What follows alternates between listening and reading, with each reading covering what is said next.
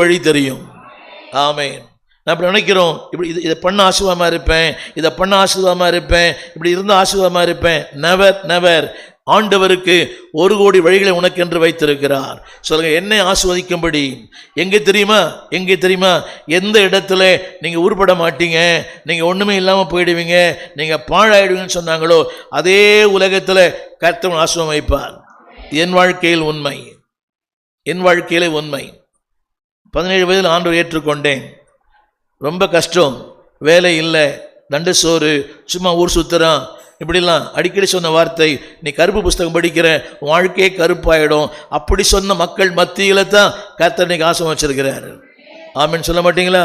எந்த உலகத்தில் குனிந்து பார்க்கப்பட்டீர்களோ அதே உலகத்தில் உங்களை அண்ணாந்து பார்க்கிற அளவு கர்த்தர் மாற்றுவார். நம்பினாலும் ஒரு ஆமென் சொல்லுங்க. அல்லேலூயா. ஏன் தெரியுமா?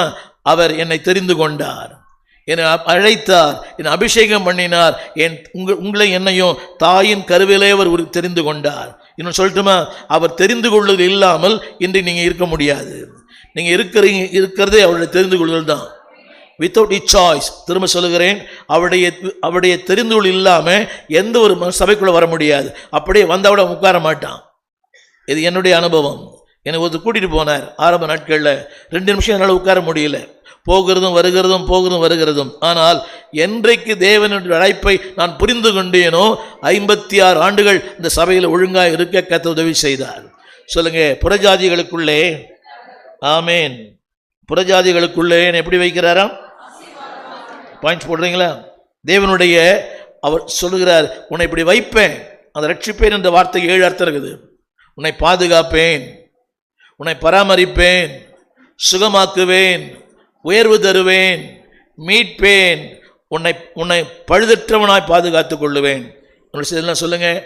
சொல்லுங்க, பாதுகாப்பேன், பராமரிப்பேன், உயர்த்துவேன், மீட்பேன், சுகம் தருவேன், நீடித்த நாட்களை தருவேன், தீர்க்காய்ச்சி தருவேன். இந்த ரட்சிப்பு என்ற ஒரு வார்த்தைக்கு ஆங்கிலத்தில் சொட்டீரியா, SOTERIA, அந்த சொட்டீரியா என்ற வார்த்தைக்கு 7 அர்த்தம் இருக்குது. இன்னைக்கு ரட்சிப்புன்னு நினைக்கிறாங்க, சபை மாறுவதல்ல, பெயர் மாறுவதல்ல. இன்னைக்கு யாராவது கேட்டா ரட்சிக்கப்பட்டீங்களா? ரட்சிக்கப்பட்டேன். எப்படிங்க? எப்படி? நான் அந்த சபைக்கு போனேன், இப்போ இந்த சபைக்கு வந்துட்டேன். அது ரட்சிப்பு அல்ல. எண்ணங்களின் மாற்றம், சுபாவங்களின் மாற்றம், வாழ்க்கையின் மாற்றம், பாதையின் மாற்றம், பயணங்களில் மாற்றம். சொல்கிறார், உன் வாழ்க்கையே நான் மாற்றிடுவேன், உன் பயணங்களையே மாற்றிடுவேன், உன் எண்ணங்களையே மாற்றிடுவேன், விருப்பங்களையே மாற்றிடுவேன். ஏன் தெரியுமா? I have chosen you in Gentiles. புறஜாதிகளுக்குள்ளே உன்னை தெரிந்து கொண்டேன்.